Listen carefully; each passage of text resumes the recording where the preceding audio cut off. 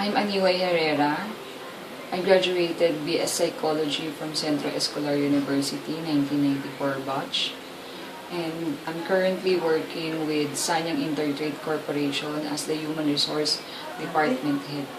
And I also handle legal relations, or I act as a legal relations officer at present. Sanyang Intertrade Corporation is a retail company which engage in the distribution of furniture item from abroad. This is an imported item mainly from China and Malaysia, which are currently distributed in different stores nationwide. Actually, this company started way back around 1970s, and it has a name AAA Commercial, which is engaged into distribution of any kinds of merchandise which can be sold in the market. Then in 1999, it focuses on the distribution of the furniture when they exhibited an experimental furniture in one of our store. Then it all started there. Honestly, we don't have the specific date when it was founded, but we assume that it all started up at around 1970s. So from 1970s till now, it's more than 30 years already. It is in the peak of its career right now. Why?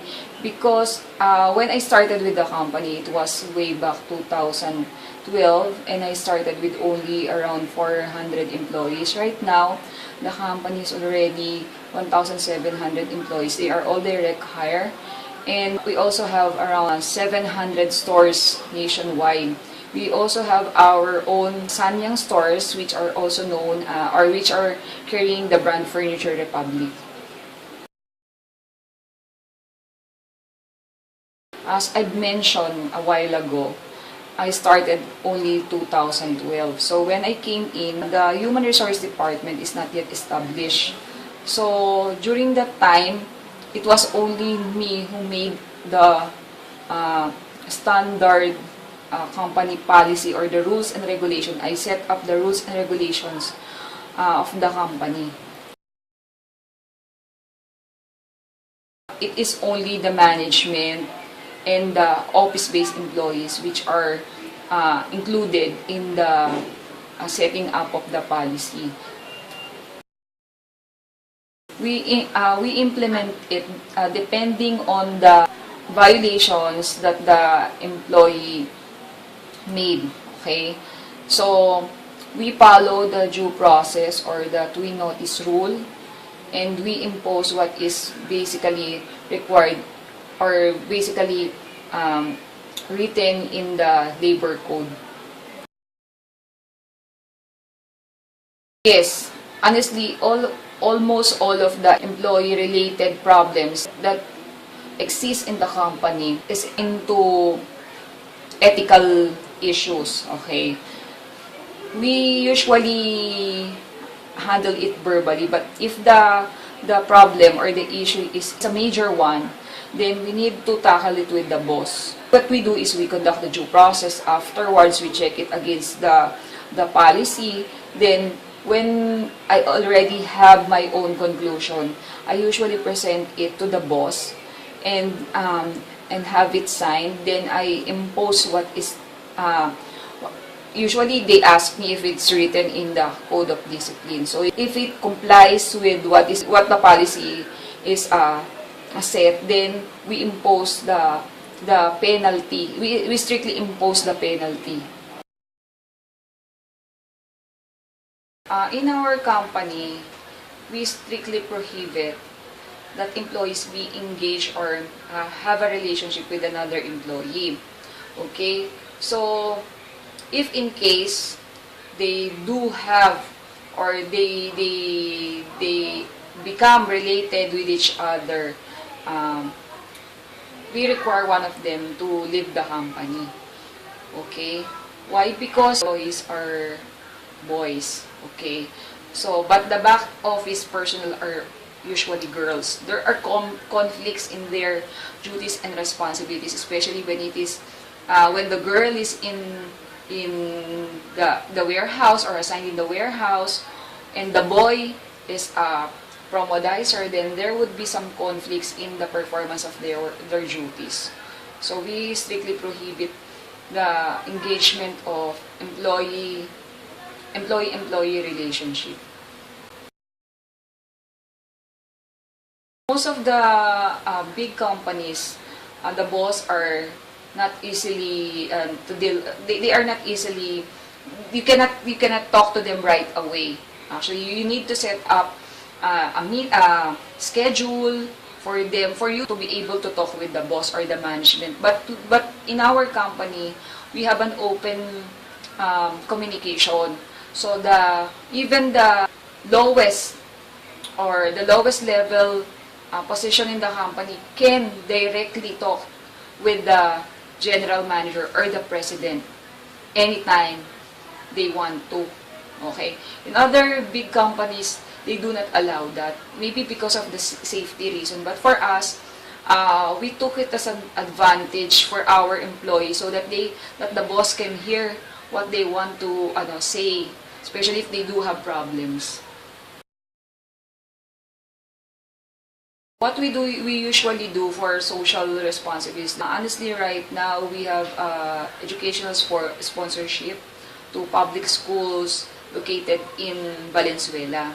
We just started up with this program since this will engage money or financial support for those students capable of performing but is not financially stable. Being a manager, actually, not just a manager, I am a human resource manager. So definitely, I should be positive in almost every way. Okay, even if I think that the management is already in the wrong side, okay, or even if I think that I'm being hurt, I should not be impart that feeling to other employees. I should always be positive. Okay, I should always be positive to almost all of the employees that I encounter. Because from me, they will start a positive outlook in life. Okay, all of us are experiencing problems, but then it is only based on the person, on how he's going to handle the situation. So every employees that I encounter, I know that they are shouldering or having their own personal problem, but then it's all up to you or on those whom they are encountered every day, for which they can have a positive attitude or outlook on handling their everyday issues. We being also what we think is our social responsibilities, that we comply with the rules based on the labor code. Okay, we try our best to comply with its rules and the department orders, even if the company might suffer financially. We do our best to provide to give them all the wages that they are due to them, and we also try our best to do what is being required, especially with the new programs of not only by the president, but most especially by the local agencies like yung Valenzuela City Hall. They have a lot of programs requiring the participation of both employer, so that they can work productively. Our social responsibility is to provide our employees what is due to them, and especially that should be on time, because employees can work efficiently if they know that they are being valued by the management. I think that's our social responsibility right now, and to comply what is required by the government. Our taxes, we need to pay our taxes quarterly, monthly, if it's being required. And we also comply with what is being asked from us from the Social Security System, from Pag-ibig. Those are the agencies that we need to comply monthly because that is for the benefits of our employees.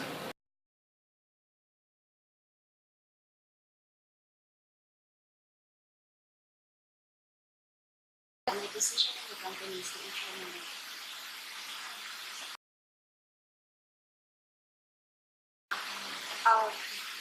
PPP Business Solutions is an IT and a consulting firm started last 2005, where we are partners with NetSuite, which provides cloud tech technology to clients and for those who need of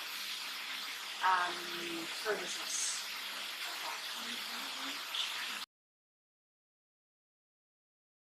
Operational staffing is doing well in the industry, so it's competitive, and the operations, I can say that the whole company itself is fairly competing in the market.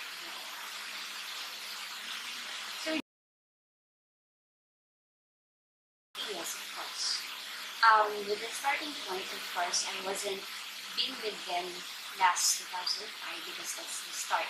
But when I joined with them, there are things that I think needs improvement in terms of conduct, though it's already existing there.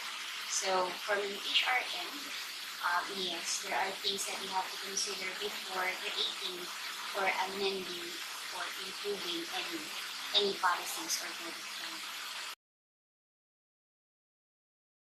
Code of conduct really depends on the culture of the company. So I think what would be best for the future, so that's where your guideline would be, or your reference. For example, people there are in terms of tardiness. So many employees will come late. So you cannot just put something there in the policy that when you're late, you'll be giving them a notice to explain. You might as well consider what are the factors.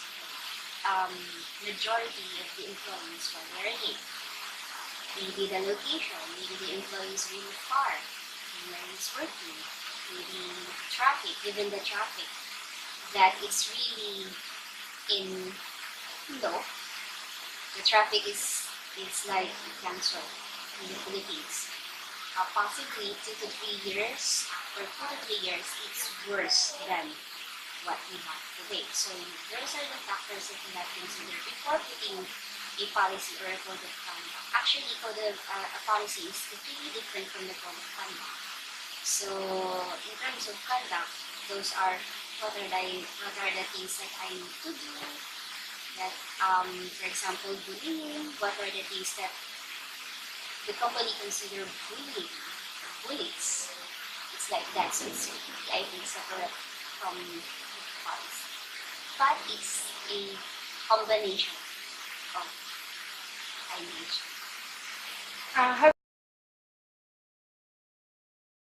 And so far, yes. Well, in an IT firm or an IT consulting firm, more of the employees here are millennials. So what makes us different is the employees are more, let's say, they are, what do you, proactive. They are not just the yes employees, since the majority of the employees are more millennials. If you would know, some of you are millennials, correct? So these kind of employees that we have to adopt, and we have to learn as well of what are their character, what are their personalities, so the company would adopt to create a good culture. Kasi it's a millennial na talaga ang majority. So, it's not like before na ang mga tao.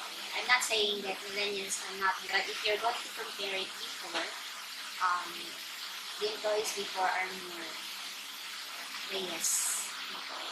Yes, sir, yes.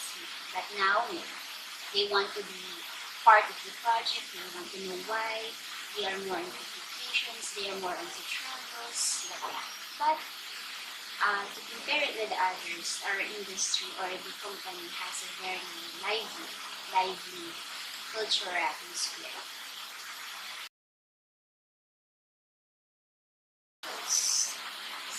So it's really part of an HR team or an HR work to do something like that, charity works, helping for schools, the government schools, nothing that would need financial assistance from a private company. So one of those is reaching out to the feeding program, helping the students and the teachers to fix chairs, paint it, what else? There's also a fund run. And because here what I propose and created is to come up with a committee. So it won't be handled by the HR alone. So these committees are a group of employees not just focusing on their work, but also participating in CSR. So I would love to hear ideas or new ideas from such as young, aspiring individuals such as yourself of what you can contribute. My central responsibility is to inform the management of why we need to do such CSR. Why do we need charity works? Why do we have to do this? Why do we have to influence young people and young adults to engage themselves to help to reach out and also, to give something in return.